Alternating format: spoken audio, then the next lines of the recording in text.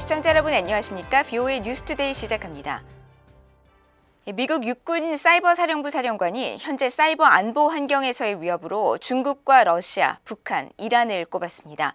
특히 북한은 핵 미사일 개발 실험에 따른 국제사회 제재를 회피하기 위한 수단으로 사이버 공간을 활용하고 있다고 지적했습니다.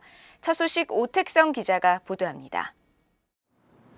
미국 사이버 사령부가 주최한 법률 컨퍼런스에 참석한 폴 라카손의 미국 육군 사이버 사령관은 중국과 러시아, 이란, 북한을 지목하면서 현재 사이버 공간에서 벌어지는 적대국들의 위협을 지적했습니다.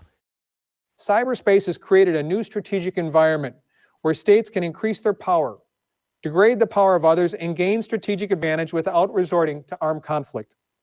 라카손의 사령관은 그러면서 가장 큰 위협은 중국과 러시아로 이들은 각각 가장 큰 전략적 적대국이며 가장 정교한 사이버 적대국이라고 밝혔습니다. 중국은 미국이 사이버 공격을 계속 적발하고 기소하고 있음에도 끊임없이 지적 재산권 절도나 사이버 첩보 활동 등을 통해 지속적으로 공격을 하고 있고 러시아는 미국의 통합과 적법성, 정치적 시스템을 약화시키기 위한 방법을 계속 찾고 있다는 겁니다. 라카손의 사령관은 이어 북한은 제재 회피의 수단으로 사이버 활동을 이용하고 있다고 설명했습니다. North Korea sponsors cyber exploitation of international finance via cyber means to evade United Nations sanctions.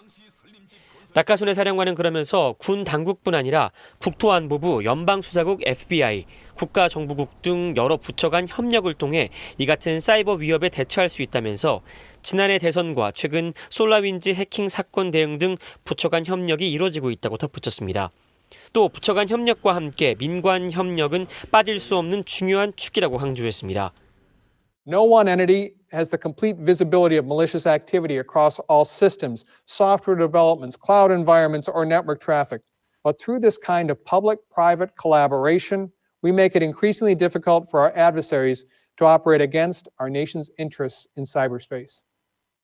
라카손의 사령관은 그러면서 대표적인 사례로 미국의 소프트웨어 업체 마이크로소프트사와의 협업을 거론하면서 지난해 안보국이 마이크로소프트사 운영 체제에 심각한 결함을 발견하고 이를 통보해 업체에서 즉각 보안 패치를 배포하는 등 성과가 있었다고 설명했습니다. 마이크로소프트는 세계 각국 해킹 그룹의 활동에 대해 주의보를 발표하고 있는데 지난해 북한 등이 코로나 백신을 노린 해킹 공격을 시도했다고 발표하기도 했습니다. 라카손의 사령관은 나아가 사이버 분야와 법률 분야의 통합 운영을 통해 더 효과적인 작전 수행이 가능하다고 말했습니다. BOA 뉴스 오택성입니다. 싱가포르에 본부를 둔 사이버 보안 업체 그룹 IB는 최근 발표한 보고서를 통해 지난 2년 동안 전 세계적으로 랜섬웨어로 인한 피해 금액이 10억 달러를 넘고 북한 등 국가가 후원하는 해킹 단체가 포함된다고 밝혔습니다. 이 업체는 최근 발표한 보고서를 통해 이같이 밝히고 지난 2019년에 발생한 랜섬웨어 공격의 건당 평균 피해 규모는 8만 달러였는데 2020년엔 액수가 17만 달러로 늘었다면서 이는 해킹 그룹이 업종을 가리지 않고 더 많은 돈을 뺏어낼 수 있는 업체를 찾아 공격을 벌였기 때문이라고 분석했습니다.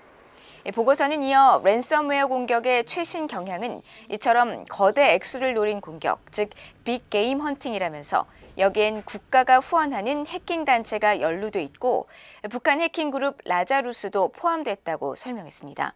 그러면서 앞으로 랜섬웨어 공격에 나서는 해킹 그룹의 수법은 더 다양해지고 규모도 더 커질 것이라면서 각 기관은 사이버 분야의 취약점이 무엇인지 정확히 파악하고 외부 공격에 대비해야 한다고 밝혔습니다. 바이든 행정부가 출범한 지 2달 가까이 되면서 미국 의회에서는 이번 3월에 인도태평양 지역의 외교안보를 주제로 한 청문회를 잇따라 개최합니다. 미국 의회도 행정부처럼 중국 문제를 외교안보 정책의 최우선 순위에 두고 있는데 이번 청문회에서는 한반도 사안들도 집중적으로 다뤄질 것으로 보입니다. 이조은 기자가 보도합니다. 미국 상원 군사위원회는 오는 9일 인도태평양 사령부를 주제로 청문회를 개최해 필립 데이비슨 인도태평양 사령관으로부터 직접 영내 안보 태세 현황을 보고받을 예정입니다. 조 바이든 행정부 출범 초기 인준 청문회 개최에 분주한 상원 군사위가 안보 태세를 점검할 첫 번째 지역으로 중국이 있는 인도태평양 지역을 채택한 겁니다. 하원 군사위원회도 오는 10일 인도태평양 지역 국가안보과제와 미군의 활동을 주제로 청문회를 개최합니다. 이날 청문회에는 데이비슨 인도태평양 사령관과 함께 로버트 에이브럼스 주한미군 사령관과 데이비드 헬비 국방부 인도태평양 담당 차관보 대행이 증인으로 출석합니다.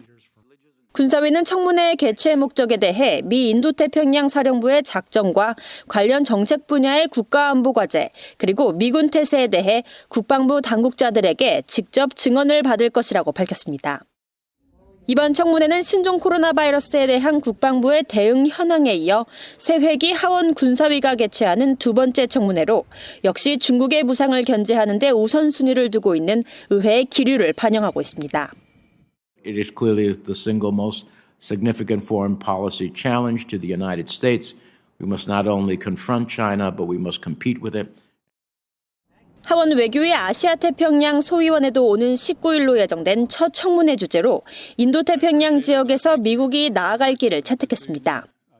아미베라 하원 외교위 아태 소위원장은 4일 VOA에 이번 청문회 개최와 관련해 인도태평양은 미국의 외교 정책에 있어 가장 중요한 지역이라며 미국 경제와 국가안보는 이 지역과 본질적으로 연결돼 있기 때문이라고 밝혔습니다. 이어 점점 더 단호해지는 중국과 도발적인 북한에서부터 영내 전역의 민주주의와 인권, 경제적 번영에 대한 도전에 이르기까지 의회가 다뤄야 할 시급한 과제들이 많다고 강조했습니다. 이달 청문회들은 중심 주제인 중국 문제와 함께 북한 문제와 미한 동맹, 미한일 삼각공조 등 한반도 사안도 중요하게 다룰 예정입니다. 의원들은 최근 영내 주요 현안으로 북한 외에도 미한 연합훈련과 한일 관계 등을 거론해왔습니다. But I would say that there's probably strong bipartisan support in Congress.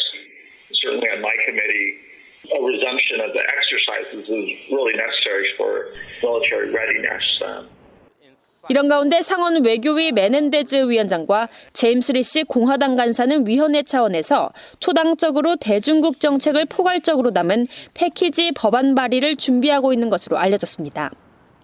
토니 블링컨 국무장관은 취임 후 처음으로 다음 주 하원 외교위원회 청문회에 출석할 예정인데 한반도 문제와 관련해 어떤 발언을 내놓을지 주목됩니다. VA 뉴스 이존입니다. 미국 국무부는 미국과 한국 간 방위비 분담금 협상 타결이 임박했으며 양국이 상호 수용할 수 있는 합의에 신속히 도달하기를 기대한다고 말했습니다. 국무부 대변인실 관계자는 4일 방위비 분담 특별협정 체결을 위한 9차 회의를 5일 워싱턴 DC에서 개최한다고 밝힌 한국 외교부 발표와 관련한 VOA 질의에 5일 회의 개최 사실을 확인하면서 이같이 밝혔습니다. 국무부는 이어 이번 9차 회의에는 도나 웰튼 미국 국무부 정치군사국 선임보좌관과 한국의 정은보 한미 방위비 분담 협상대사가 참여할 것이라고 밝히고 미한동맹은 동북아시아와 자유롭고 열려있는 인도태평양 지역 그리고 전 세계를 위한 평화와 안보, 번영의 핵심 축이라고 강조했습니다.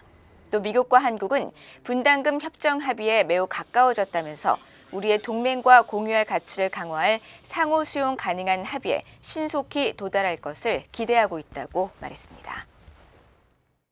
미국의 연구단체가 발표한 2021 경제자유지수 보고서에서 북한이 최하위인 178위를 기록했습니다.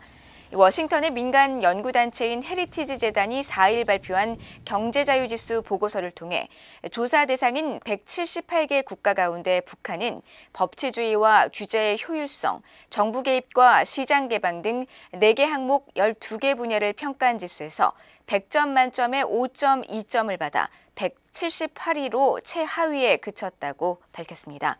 이 같은 북한의 순위는 이 단체가 1995년부터 발표한 경제자유지수에서 27년 연속 세계 최하위입니다. 헤리티지 재단의 앤서니 킴 조사국장은 VOA에 김씨 왕조 정권은 어떠한 형태의 자유시장 체제도 거부한다며 특히 신종 코로나 바이러스 감염증 여파로 국경을 봉쇄하면서 수년간 쌓아 올린 최소한의 개혁 동력도 잃었다고 평가했습니다. 이상으로 VOA 뉴스투데이를 마칩니다. 시청해주신 여러분 고맙습니다.